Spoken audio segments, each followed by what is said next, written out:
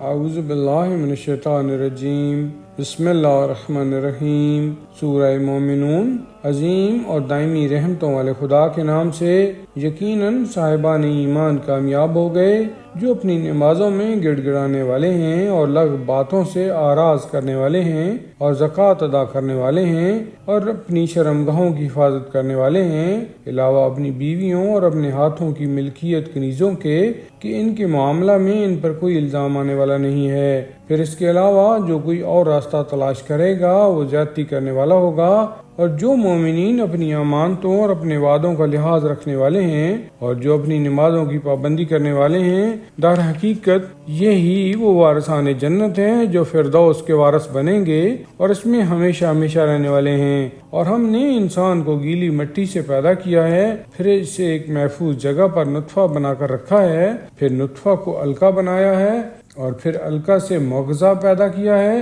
اور پھر مغزہ سے ہڈیاں پیدا کی ہیں اور پھر ہڈیوں پر گوشت چڑھایا ہے، پھر ہم نے اسے ایک دوسری مخلوق بنا دیا ہے۔ تو کس قدر بابرکت ہے وہ خدا جو سب سے بہتر خلق کرنے والا ہے۔ پھر اس کے بعد تم سب مر جانے والے ہو، پھر اس کے بعد تم روز قیامت دوبارہ اٹھائے جاؤ گے، اور ہم نے تمہارے اوپر تہ بہ تہ 7 آسمان بنائے ہیں اور ہم اپنی مخلوقات سے غافل نہیں ہیں، اور ہم نے آسمان سے ایک مخصوص مقدار میں پانی نازل کیا ہے اور پھر اسے زمین میں ٹھہرا دیا ہے، جبکہ ہم اس کے واپس لے جانے پر بھی قادر تھے۔ پھر ہم نے اس پانی سے تمہارے لیے خرمے اور انگور کے باغات پیدا کیے ہیں جن میں بہت زیادہ میوے پائے جاتے ہیں، اور تم انہی میں سے کچھ کھا بھی لیتے ہو۔ اور وہ درخت پیدا کیا ہے جو طور سینا میں پیدا ہوتا ہے، اس سے تیل بھی نکلتا ہے اور وہ کھانے والوں کے لیے سالن بھی ہے۔ اور بے شک تمہارے لیے ان جانوروں میں بھی عبرت کا سامان ہے کہ ہم ان کے شکم میں سے تمہارے سیراب کرنے کا انتظام کرتے ہیں،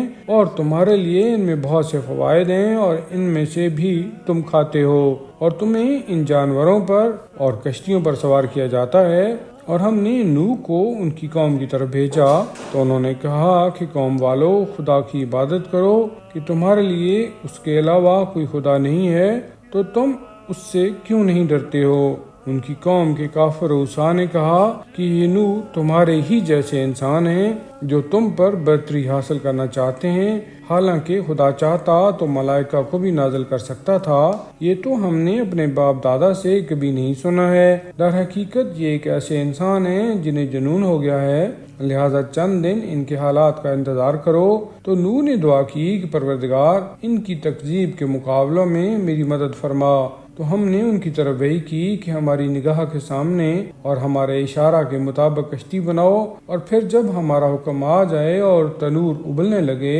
تو اسی کشتی میں ہر جوڑے میں سے 2 کو لے لینا اور اپنے اہل کو لے کر روانہ ہو جانا، علاوہ ان افراد کے جن کے بارے میں پہلے ہی ہمارا فیصلہ ہو چکا ہے، اور مجھ سے ظلم کرنے والوں کے بارے میں گفتگو نہ کرنا، یہ سب غرق کر دیے جانے والے ہیں۔ اس کے بعد جب تم اپنے ساتھیوں سمیت کشتی پر اطمینان سے بیٹھ جانا تو کہنا کہ شکر ہے اس پروردگار کا جس نے ہم کو ظالم قوم سے نجات دلا دی ہے، اور یہ کہنا کہ پروردگار ہم کو بابرکت منزل پر اتارنا کہ تو بہترین اتارنے والا ہے۔ اس امر میں ہماری بہت سی نشانیاں ہیں اور ہم تو بس امتحان لینے والے ہیں۔ اس کے بعد پھر ہم نے دوسری قوموں کو پیدا کیا اور ان میں بھی اپنے رسول کو بھیجا کہ تم سب اللہ کی عبادت کرو کہ اس کے علاوہ تمہارا کوئی خدا نہیں ہے، تو کیا تم پرہیزگار نہ بنو گے؟ تو ان کی قوم کے ان رؤسا نے جنہوں نے کفر اختیار کیا تھا اور آخرت کی ملاقات کا انکار کر دیا تھا، اور ہم نے انہیں زندگانی دنیا میں عیش و عشرت کا سامان دے دیا تھا، وہ کہنے لگے